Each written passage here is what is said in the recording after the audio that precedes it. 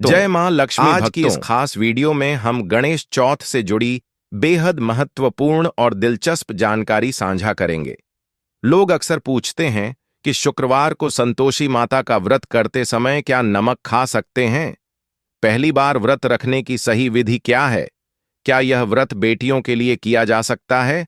और सबसे अहम, यदि गणेश चौथ कृष्ण पक्ष में पड़ती है तो क्या व्रत रखना उचित होता है? इन सभी सवालों के जवाब आज आपको इस वीडियो में विस्तार से मिलेंगे। वीडियो शुरू करने से पहले यदि आप हमारे चैनल पर नए हैं तो इसे सब्सक्राइब जरूर करें और बेल आइकन दबाना ना भूलें ताकि हमारे हर नए वीडियो की सूचना सबसे पहले आप तक पहुंचे। भक्तों, इस वीडियो में हम ऐसे रोचक तथ्य और उपाय बताएंगे जो आपके लिए बेहद उपयोगी हो सकते हैं, इसलिए इसे बिना स्किप किए अंत तक जरूर देखें। अगर आप इसे बीच में छोड़ देंगे तो कुछ जरूरी बातें मिस हो सकती हैं। गणेश चौथ को कई नामों से जाना जाता है, जैसे कि गणेश चतुर्थी, सकट चौथ, संकष्टी चौथ, तिल चौथ, माघ चौथ आदि। अलग अलग स्थानों और परंपराओं के अनुसार इसके नाम और पालन के तरीके बदलते हैं। हर परिवार की अपनी विशेष परंपरा होती है। जो भी परंपरा आपके घर में प्रचलित है उसे जरूर निभाएं। इस साल 2025 में गणेश चौथ का व्रत माघ महीने के कृष्ण पक्ष की चतुर्थी तिथि को रखा जाएगा। यदि आप पहली बार यह व्रत कर रहे हैं तो घबराने की बिल्कुल जरूरत नहीं है। यह व्रत रखना बेहद आसान और फलदायी है। अगला प्रश्न है कि जैसे पुत्र होने के बाद यह व्रत किया जाता है, तो क्या बिना संतान के यह व्रत कर सकते हैं? अगर आपके पास संतान नहीं है और आप व्रत करना चाहते हैं तो बिल्कुल कर सकते हैं। 2025 में किसी भी प्रकार के डाउट मन में ना रखें।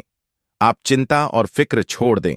कई लोग पूछते हैं कि क्या व्रत के लिए किसी खास दिन का इंतजार करना पड़ता है? व्रत के लिए शुभ दिन या मन नहीं देखा जाता है। व्रत करने के लिए आप किसी भी दिन इसे शुरू कर सकते हैं।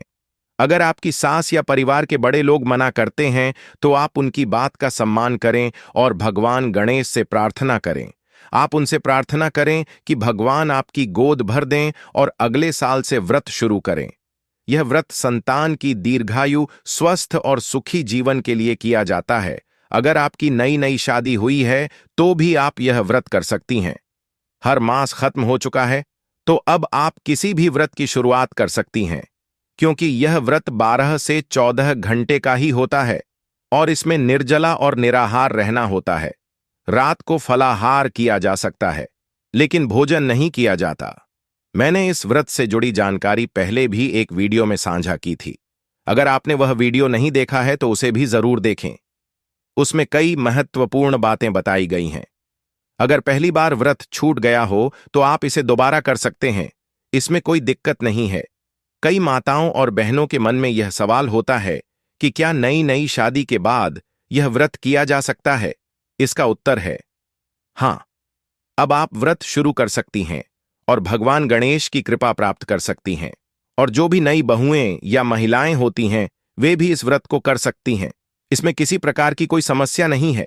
यदि पहली बार व्रत करते हुए यह छूट जाए तो आप इसे दोबारा से कर सकते हैं, इसमें कोई दिक्कत नहीं होती। अब आप लोगों ने पूछा है कि गुरुवार का व्रत रहेगा और उसमें क्या क्या करना चाहिए। अगर बाल धोने का नियम है तो आप बुधवार को ही बाल धो लें। इसके बाद लहसुन और प्याज का सेवन ना करें। गुरुवार को व्रत करते समय इन चीजों से बचना चाहिए। अगर आपको गुरुवार को पूजा करनी है तो भजन और भगवान की आराधना करें। जो नियम आपके घर में माने जाते हैं उनका पालन करें। शुक्रवार के व्रत के बारे में भी कई सवाल आए हैं। इस व्रत में वैभव, लक्ष्मी या संतोषी माता की पूजा की जाती है। 17 जनवरी 2025 शुक्रवार के दिन यह व्रत रखा जाएगा। इस दिन आप फलाहार पर रह सकते हैं और नमक का सेवन नहीं करना चाहिए।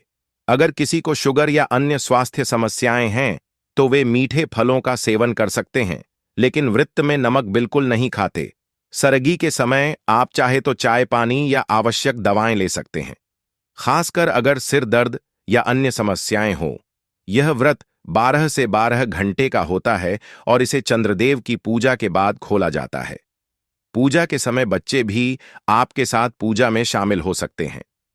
चंद्रमा की पूजा करते समय उन्हें भी कथा सुनने या पूजा में शामिल होने का अवसर दें। इस व्रत में भगवान को 5 फल अर्पित करना अनिवार्य माना जाता है। यह फल कौन कौन से हैं?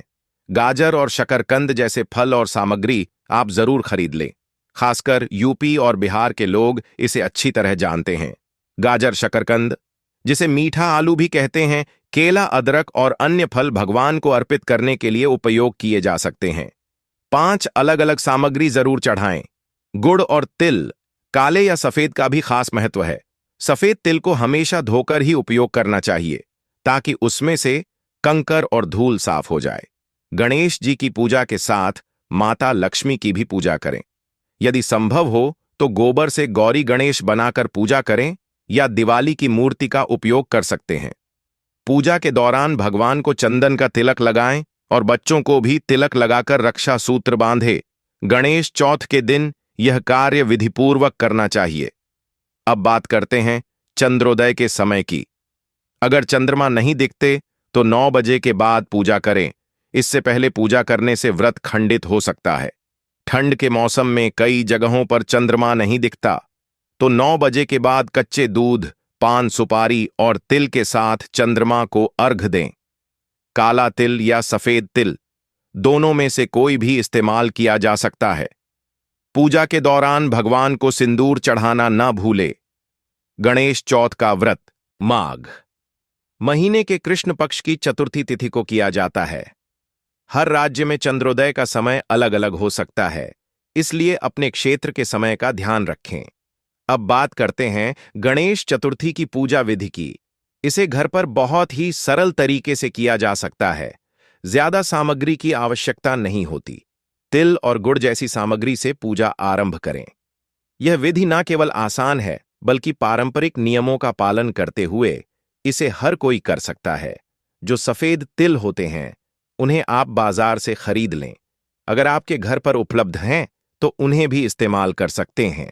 सबसे पहले सफेद तिल से गणेश जी की एक छोटी प्रतिमा बना लें, क्योंकि तिलकुट गणेश चतुर्थी के दिन तिल से बनी गणेश जी की प्रतिमा का विशेष महत्व है। यह परंपरा कहती है कि इस दिन तिल से बनी प्रतिमा को पूजा में स्थापित करना शुभ होता है। अब पूजा की तैयारी शुरू करें। सबसे पहले एक पटा लें और उस पर लाल रंग का वस्त्र बिछा दें। इसके ऊपर तिल से बनी गणेश जी की प्रतिमा को स्थापित करें। इसके बाद फूल, दीपक और जो भी सामग्री आप चढ़ाना चाहते हैं उसे तैयार रखें। दीप जलाएं और भगवान की विधिवत पूजा करें। यह पूजा आप दिवाली या अन्य व्रत की पूजा विधि के अनुसार कर सकते हैं। तिलकुट गणेश जी की पूजा में आप तिल के लड्डू, पंजीरी और अन्य मिठाई चढ़ा सकते हैं। पूजा के बाद अग्नि की भस्म लेकर उसे पूजन में उपयोग करें। इसके बाद भगवान के सामने अपनी प्रार्थना रखें और दीप जलाकर पूजा संपन्न करें। अब बात करते हैं गाय से जुड़े उपाय की। शास्त्रों में गाय को माता का दर्जा दिया गया है। गाय को मारना या कष्ट देना बहुत बड़ा पाप माना गया है, जिसका परिणाम नरक और अगले जन्म में पशु योनि के रूप में मिलता है। कथा में बताया गया है कि गौतम मुनि ने गलती से एक गाय को मार दिया था, जिसके पाप से मुक्त होने के लिए उन्हें वर्षों तक तपस्या करनी पड़ी। इसी तरह भगवान श्री कृष्ण ने भी गाय की रक्षा और पाप मुक्ति के लिए विशेष कार्य किए थे। गणेश चतुर्थी के दिन गौ माता की सेवा करने का विशेष महत्व है। गाय को हरा चारा, गुड़ और तिल खिलाए। इससे आपके पापों का नाश होता है और पुण्य की प्राप्ति होती है। गाय के लिए स्नेह और सेवा का यह कार्य आपके जीवन में सुख और समृद्धि लाने में सहायक होगा। जो लोग गायों का सम्मान और सेवा करते हैं, वे जीवन में पुण्य अर्जित करते हैं और उनके जीवन की सभी इच्छाएं पूरी होती हैं। गाय को अनावश्यक कष्ट दे या डंडा मारकर उठाने से बचना चाहिए। ऐसा करना पाप माना जाता है और अगले जन्म में इसके गंभीर परिणाम भुगतने पड़ सकते हैं। गाय के बछड़े को उसका हिस्सा दिए बिना पूरा दूध निकालना या बछड़े का दूध भी उपयोग करना शास्त्रों में घोर पाप कहा गया है। ऐसा करना न केवल अनैतिक है, बल्कि इसके कारण व्यक्ति पाप का भागी बनता है। शास्त्रों में यह भी कहा गया है कि गाय और बैल की पीठ पर बैठना महापाप है। ऐसा करने वाले व्यक्ति को नरक की यातना झेलनी पड़ती है। गोवंश को देवों का अंश माना गया है। महादेव स्वयं नंदी पर सवार होते हैं, इसलिए गोवंश को विशेष सम्मान देना चाहिए। गाय का दान करना पुण्यदायी माना गया है, लेकिन शास्त्रों में कहा गया है कि केवल स्वस्थ और दूध देने वाली गाय का दान करना चाहिए। बूढ़ी या बीमार गाय का दान करना अनुचित है। नचिकेता की कथा में भी इस बात का उल्लेख है कि उन्होंने अपने पिता द्वारा बूढ़ी गाय दान करने पर आपत्ति जताई थी। पितृदोष को दूर करने के लिए गाय को रोटी, गुड़, चारा आदि खिलाने का उपाय किया जा सकता है। खास दिनों जैसे अमावस्या, तिलकुट, गणेश चतुर्थी या किसी भी शुभ अवसर पर ऐसा करना लाभकारी होता है। गाय से जुड़े सभी उत्पाद जैसे गोबर, गोमूत्र, दूध और घी को मांगलिक कार्यों में शामिल करना चाहिए। इससे वास्तु दोष खत्म होते हैं और घर में सकारात्मक ऊर्जा का संचार होता है।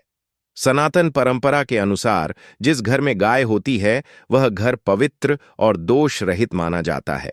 गाय के साथ जुड़े इन आदर्शों का पालन कर आप न केवल अपने जीवन में सुख समृद्धि ला सकते हैं बल्कि अपने पापों से भी मुक्ति पा सकते हैं। गाय के ऊपर जो कुबड़ होती है उसे बृहस्पति गुरु का प्रतीक माना गया है। यदि आपकी जन्मपत्री में बृहस्पति अशुभ स्थिति में हो तो जब भी आप शिवलिंग के दर्शन करने जाएं और रास्ते में गौ माता दिखें तो उन्हें अपनी दाहिनी ओर से जाने देना चाहिए। ऐसा करने से आपकी यात्रा अवश्य सफल होगी। अगर यात्रा पर जाते समय सामने गाय आ जाए या वह अपने बछड़े को दूध पिलाती हुई दिखे तो यह शुभ संकेत है। इसका अर्थ है कि आपकी यात्रा सफल होगी। जिस घर में गाय होती है वहां के सभी वास्तु दोष स्वतः ही समाप्त हो जाते हैं। गाय को रोटी खिलाने के लिए हमेशा ताजा रोटी बनाएं। कोशिश करें कि गाय को बासी रोटी कभी ना दें। बासी रोटी से नकारात्मक ऊर्जा का वास होता है जिससे घर में समस्याएं बढ़ सकती हैं और कामों में असफलता हाथ लगती है। सड़ी गली चीजें भी गाय को न खिलाएं। फल सब्जियां यदि खराब हो जाएं तो उन्हें गाय को देने से बचें। यदि आप अपनी किस्मत को सुधारना चाहते हैं तो आटे की 11 लोइयां बनाकर उनके ऊपर हल्दी लगाकर गाय को खिलाएं। इसके बाद गाय के चरण स्पर्श करें। ऐसा करने से आपके सभी रुके हुए काम पूरे होंगे और आपके जीवन में खुशियां आएंगी।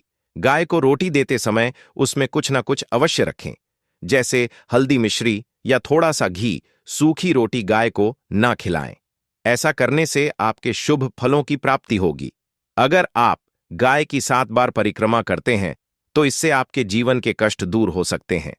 गाय के साथ ये छोटे छोटे उपाय आपके जीवन में सुख और समृद्धि लाने में सहायक होंगे। आज की इस वीडियो में इतना ही भक्तों। अगर आप इस नए साल में मां लक्ष्मी की असीम कृपा पाना चाहते हैं तो कमेंट बॉक्स में लिखें, जय मां लक्ष्मी। इस साल हमारे और हमारे परिवार के दुख दूर करें और हमारी मनोकामना पूर्ण करें। धन्यवाद। ऐसे ही जानकारी के लिए छाया जैन चैनल को सब्सक्राइब करें और अगर आपको यह वीडियो अच्छी लगी हो तो एक लाइक अवश्य करें और कमेंट में ओम नमः शिवाय अवश्य लिखें।